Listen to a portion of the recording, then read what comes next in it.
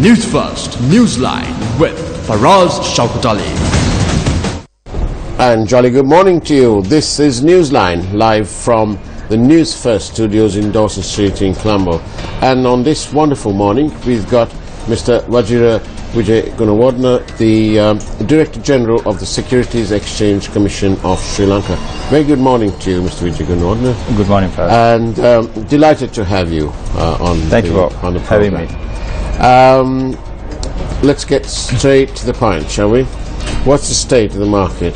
What's it doing? Yeah, see, right now, since March, the market has been moving up in a sustainable manner, and it has done 11% positive return since March. And also, what is significant is we've seen a lot of foreign interest in the market lately, and in the last couple of months we've seen an inflow of over 2 billion. So that's a positive sign. And with the initiatives of the government and also with the macro fundamentals falling into place, we expect the market to factor that in and go up in a sustainable manner.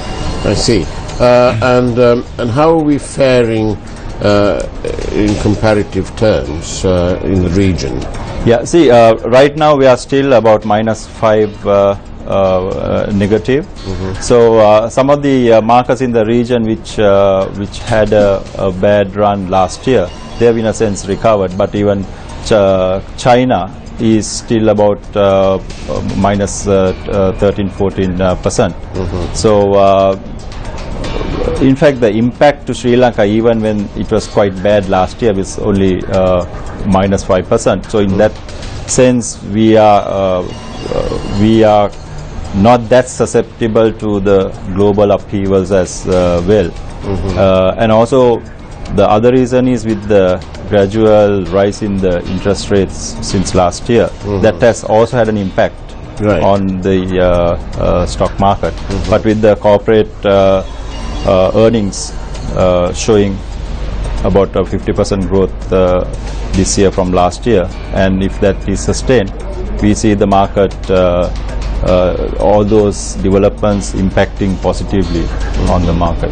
And how fares the world of pumping and dumping?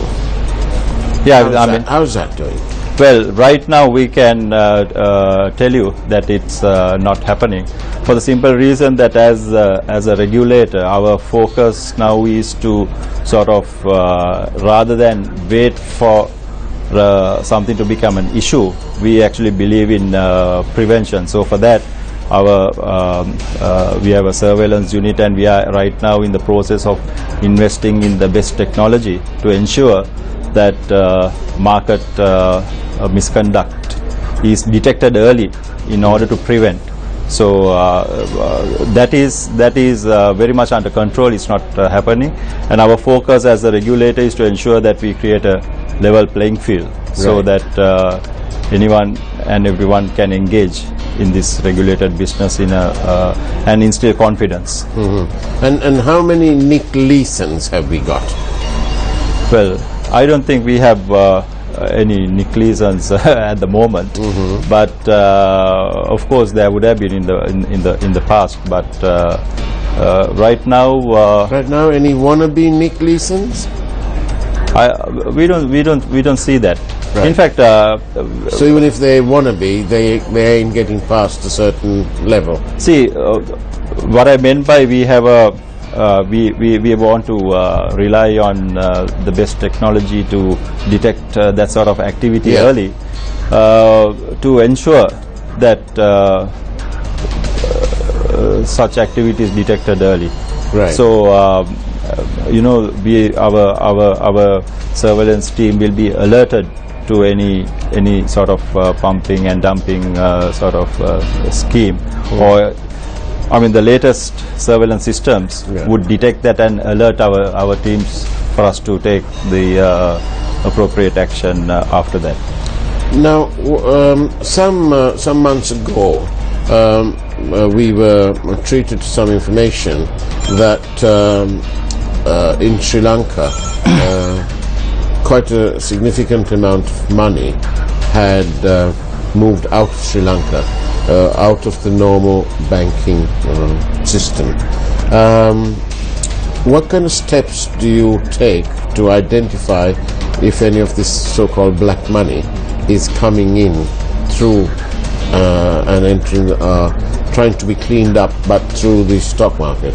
Yeah, see, that's a very good point, because overall, for our capital market regulators and the financial sector as a whole, I think there is an effort to enhance the know your customer requirements of all our regulators. Right. So that is a first step. Now, even if a foreign fund is to invest for the first time in the stock market, there's a process where they have to get approval of the SEC. Right. And the first step is, of course, the bank. I mean, now the know your customer requirements are becoming standards in the financial market, where each intermediary is supposed to have those processes in place. And for that, I mean, the money laundering, that aspect is dealt by the central bank. But of course, to address the issue that you mentioned, we are also working with the FIU of the central bank to ensure those globally accepted standards are incorporated into our regulators as well as not only the players, but the model now is to extend it to the shareholders of all the companies that engage in the capital market as well. And from the central bank point of view, I think they are also incorporating that into the regulators that come under their purview. Right. So the antenna is very much on, and you are monitoring. Absolutely. Right. Yeah. So anybody with black money thinking they can clean it up by buying shares and so on, and then re-exporting the money, is in for a bit of a shock? Well, the thing is, obviously from what it is now, there are more measures that are being put in place to ensure that there is a check and balance. Right. But that doesn't mean that you're going to totally prevent it. But whatever measures that will be put in place will ensure that there are certain. It becomes difficult. I don't want to ask you, specific and that sort of thing, but can you tell me whether there's any truth in the story that did its round, that there was an offer of approximately $400 million to purchase a cement manufacturer in Sri Lanka, being made from the Middle East, purportedly from a Sri Lankan national there. Is that true? Or did you come across that? I'm not aware of that. Right. And okay, so that you don't know. What is the role of the SEC? How much of confidence do you think you all have instilled in foreigners looking at investing in our market here? See, Abhi, that's a very important question you asked. The role of the regulator is to instill confidence by ensuring a level playing field. And in fact, that is what we are focusing on right now. The role of the regulator is to lay a strong foundation. And in a regulatory environment, the strong foundation is to have our regulatory framework in line with the international benchmarks. So in that context, one of the key initiatives that we are focusing on is to get the new SEC Act, which was initially drafted in 1987. Right. And the contents are finalized, and we hope to present it to Parliament. And also, for your information, ISCO, which is the global standard setter for securities regulation in all the capital markets, we were quite fortunate to get them to agree to do a country review on Sri Lanka, where ISCO has 38 principles on best standards. So they were in the country in July.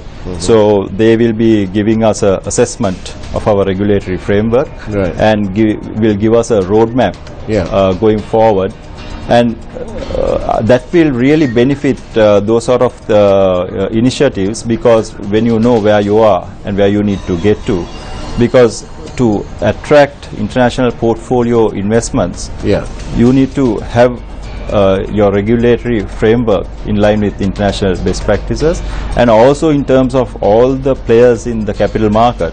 What we are trying to do is, through all the initiatives which we are working on, is to ensure that we have certain minimum standards, so that the investors, the issuers, or the intermediaries have confidence that, you know, if you play by the rules, the regulator will facilitate all the initiatives. But if there are any non-compliances, the regulator will step in and take appropriate enforcement action. I think that's the role of the regulator, to lay the foundation when markets going up and down are a function of many things, you know, including macroeconomic stability, corporate earnings. So I think with all those things falling into place, the role of the regulator is to ensure that we have laid the foundation. So when the market does go up, it goes up in a sustainable manner.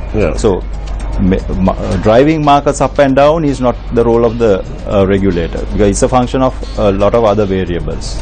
So in that context, we are focusing on having our regulatory framework in line with to introduce minimum standards, and also we are focusing on ensuring that the infrastructure in the capital market is also in place, so that the market, with that in place, the market can go up in a sustainable manner.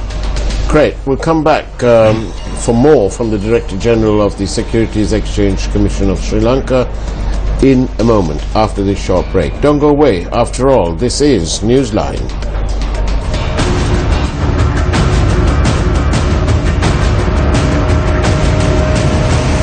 Newsfirst, Newsline with Faraz Shaukat Ali. Welcome back to Newsline. We're with Mr. Vajira Vijay Gunawardena, the Director General of the SEC. How long have you been at the SEC, Mr. Vijay Gunawardena? 10 plus years. 10 plus years. In the 10 plus years, how does it fare now in terms of politicization? How are we off with that now? Is there a lot of meddling from politicians? Absolutely not. I think any regulator, in any country we have two regulators, which is the banking regulator and the capital market regulator. I think one of the key things, even what a foreign investor would look for, is the independence of the regulator. To be able to advise the government on capital market affairs. So in that context, we have a very good commission, and also there is absolutely no political interference, and right now the SEC is working as an independent body, doing what is required to develop the capital market, and at the same time instill confidence in the capital market, so that, because we need to ensure that the capital markets and the banking sector complement each other, and that's the role of the regulator, because what we are trying to do is to ensure that the capital market is being made part of the national economic agenda, because the capital market has a very important role to support the aspirational growth targets in the country. So right now the full potential of the capital market is not realized. So in that sense, the regulator right now is very independent, and that has to be ensured. And with our new Act amendment, it will be further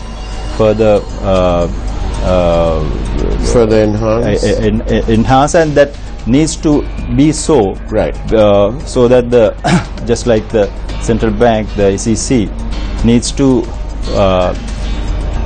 in relation to the capital market, be in a situation to do what is right. I thought for a moment that you were going to say that the SEC needs to be as transparent as the central bank. We have reservations about that. But your presence here this morning has caused a number of questions from our viewers. And here's one. We have all the laws in place, but no implementation, or the laws are weak. In the whole history of the stock market, we all know insider trading has happened, but no legal action against a single person or entity up to date and punished. And punished, I think, must be the operative word. What's your response to that? I think when he says laws are in place and no, in fact, in a sense, it's true, because in the past, we are, as a regulator, I would say that enforcement has been weak. But of course, even with the existing laws, there were things that we could have and should have done. So, in terms of, I mentioned to you earlier, right now, under the existing laws, the SEC only has the criminal sanctions available to prosecute people. So one of the key parts of the new act that you're working on would be to allow the SEC to also go for prosecutions and impose civil penalties. So because obviously the test is not as onerous as criminal. Absolutely. Where the burden of proof is beyond reasonable doubt. And in a civil matter, it is on the balance of probability. Absolutely. Circumstantial evidence. Right. And in fact, that is what a lot of the regulators rely on. And also how they effectively regulate their market. But saying so, we have just because the burden of proof is that much greater, we have reopened certain investigations which we are pursuing, and of course they are relating back to the 2010-2012 period, and of course they are the pumping and dumping. That's right. Yeah. So with the new commission taking over, we have reopened 13 cases, and which you haven't brought those files with you, have you? Not really. So I mean, what I can tell you and assure everyone, I mean, see, whenever we go somewhere, the first thing is what's happening to the investigations. I was going to ask you that question, but exactly. You posed it yourself. Absolutely. So I think that's a very important thing. One thing, I mean, the cases that relate to that period, I mean, they are large scale, complex, involves a lot of people, so the gathering of information, the analysis takes time. And of course, a lot of people, what they don't understand is investigating is one thing. You need to have the mechanism in place to investigate. That is what we've been focusing on in the past, from the beginning of this year. And now that is in place. And also in terms of, see, when it, in relation to capital market offences, you need to promptly investigate. And in that context, some of the new cases that we've been working on, in total about 7, I would say 3 are nearing completion, and the other 4, about 80% is complete. Whereas the ones that are relating to that period I mentioned earlier, they are still work in progress. But of course, is that because it was so intense, the previous sort of? As I said, it's complex, and also we are visiting all possible angles. There would have been certain angles that would have been visited in relation to those cases, but there are other aspects which we feel should have been looked into, and we are doing so right now. But in terms of the new cases, you will see very soon that we are nearing completion. I was speaking to the owner of a stockbroking firm just last week. He said something like, there are 28 brokers. The market is so stayed, that all 28 brokers more or less are reporting monthly losses because there's not enough work. True? No, I think for a market of our size, that statement that 28 brokers, I would say it's too many. Right. So in fact, what we are trying to work on is, see, at the end of the day, for us, we need to ensure that whoever engages in capital market, I mean, we need to look beyond. Yeah. I mean, you have to be, with the new initiatives which you are working on, the new products that are to be introduced. So we need to ensure that the players who engage in the capital market of a certain stature and are strong players who can play that role. So for that, to ensure that we raise the standards, we need to ensure that strong players are in our market, and for that we expect going forward that there will be a consolidation in the industry. Going back to what this broker was saying, that the market is so staid. In that context, isn't it almost sort of necessary to have people like the likes of Nick Leeson types to drive this market and create a little bit of bubbles and make it a bit more robust? I Do you rule it out completely? No, I don't actually agree with that at all. See, what we need to create is, that's why you have to look at the capital market as a whole. First, I mean, we are focusing on introducing minimum standards in relation to the regulations, but then to do that is not sufficient. You need to create a vibrant capital market.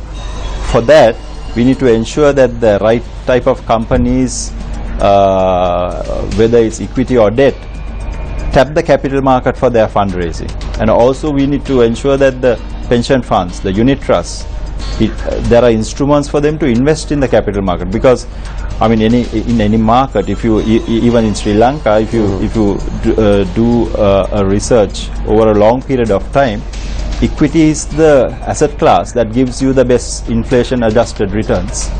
To discuss more and to take 2 or 3 more questions from our listeners who are obviously fully awake this morning, do join us after this short break. Don't go away. After all, this is Newsline.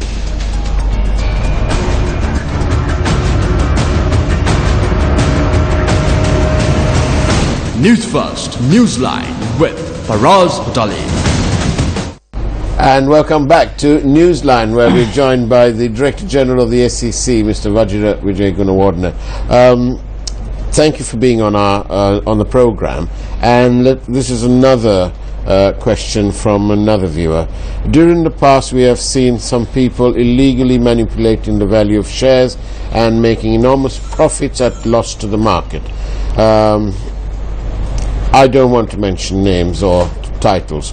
What has the SEC done to bring them to book? I think you've already gone through that one. What I said was that we are probing all those angles, but see, you're looking for a mechanism now. The mechanism in place to investigate those offences. See, we need to work under the current existing laws. Right. So we need to fit in these elements into the existing laws, which are the only remedy available for us are criminal sanctions. So criminal standard. Yeah. So, but we are, in fact, there's we are with the available evidence. If we were able to impose civil sanctions, I mean, we would have done so. So going forward, to give you an example, with our new act coming into being, with the enabling of the SEC to impose civil penalties, we would be enabled to impose 3 times the profit made by someone, for instance. Now that option is something all the regulators rely on, and right now which we don't have. But some of these offences going back to 2013. Yes. There's another thing. What about compliance? I don't want to mention names here because it's an ongoing matter, but recently we were treated to some information that the SEC had issued a directive to a stockbroking firm. It now turns out that those instructions were, for whatever reason, not complied with, indicating that either A, the SEC was slow off the mark, or B, that the broker wasn't paying any attention to your directive. How do you overcome these matters? Well, see, the thing is, I mean, that matter is currently under investigation, and we will conclude that investigation before the end of this month. Right. And for whatever violations in relation to our directives or any other capital market offence, the Commission will decide on appropriate enforcement action. Right. Another question. Let's see. Here we go. It's all about insider information. So we'll take that. You can send more questions other than insider trading. Okay. So what you're saying is you need the right laws to be able to work, and you need both the beyond any reasonable doubt criminal and on the balance of probabilities, the two. Yeah. Regionally, do we other markets? All regulators. Excepting us. Yeah. So once more, Sri Lanka is in a unique position. Yeah. See, there are certain regulators who only have civil and administrative sanctions. They don't have the criminal option. So that is something that working on. But here we have only the criminal option, which is, as you know, as we discussed, where the burden of proof is that much greater.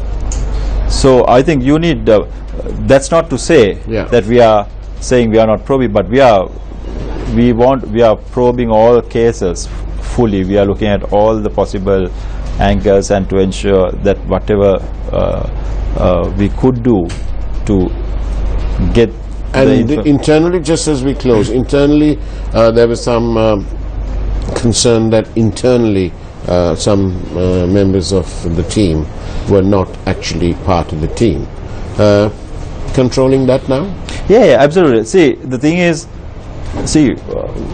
good you asked me that question, because one of the key things for the regulator to play its role is to have the right people. And you have that now. We are working on it, and in fact that's one of the key focus areas for the Commission. We have started the process. We are, I would say, halfway there, and more work to do. Wonderful. Vajira Wijayanathan, thank you very much for being on Newsline. It was a great move by the chairman, Tilak Karunaratne, to send you here. Thank you, Mr. Karunaratne, and thank you for coming. Thanks, sir. Thanks for having me. Thanks. It's been a great pleasure. Do come back, because obviously various questions, many more that I couldn't take up. No, thank you. And thank you for being a part of the team that's watching Newsline. Take care, have a great day, and God bless.